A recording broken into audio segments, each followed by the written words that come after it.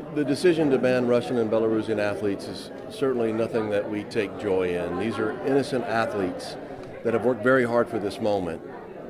But so did the Ukrainian athletes, many of whom are going to have to stay behind to fight for their family and their own lives. And in this moment, the International Olympic Committee felt like the appropriate thing to do was to ban the Russian and Belarusian athletes to send a message to this tyrant that that behavior is unacceptable. We absolutely endorsed that and supported it with a ban of the Russian and Belarusian athletes for the World Games 2022 as well.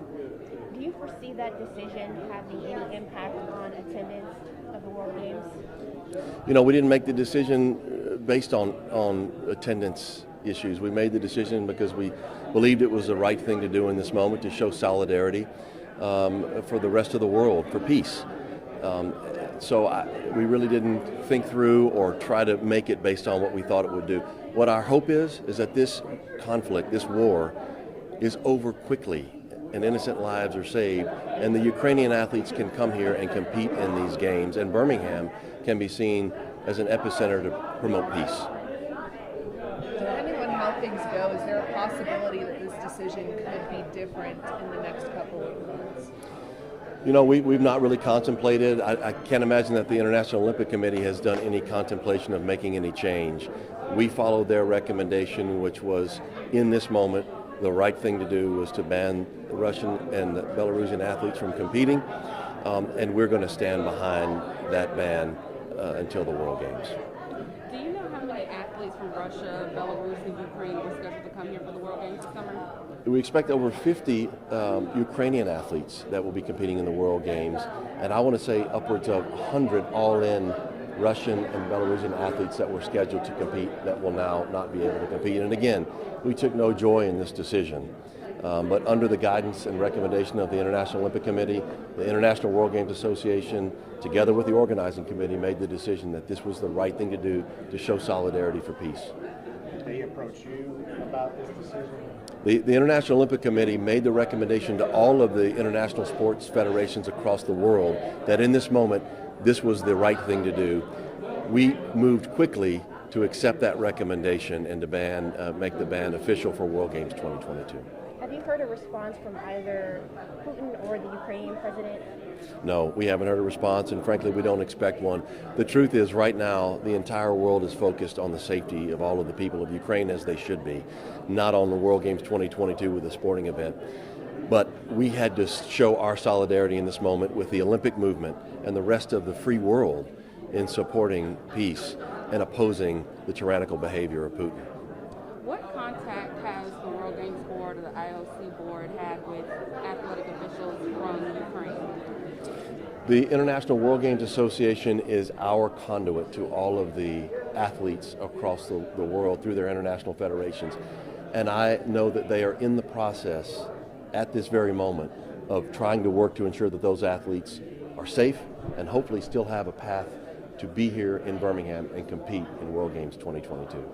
Traditionally, athletes are not punished for actions from their government. Why is this different? Well, unfortunately, the athletes here had to face this sad reality because of the actions of this dictator, Vladimir Putin, and his counterpart and ally in Belarus. And again, we took no joy in having to ban these innocent athletes who have worked so hard for this moment. But again, the International Olympic Committee, in weighing the collateral risks and associated damage to the Ukrainian athletes who may not be able to compete just because they're home protecting their own lives, the only right thing to do in showing solidarity was to ban the Russian and Ukrainian athletes, to send a message to Vladimir Putin that his tyrannical behavior is not accepted by the rest of this world.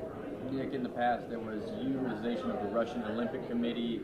FIFA, for example, is not allowing any games to be played in Russia. So there are organizations that did something differently. Were other options perhaps looked at, perhaps stripping them of being associated with Russia but still competing?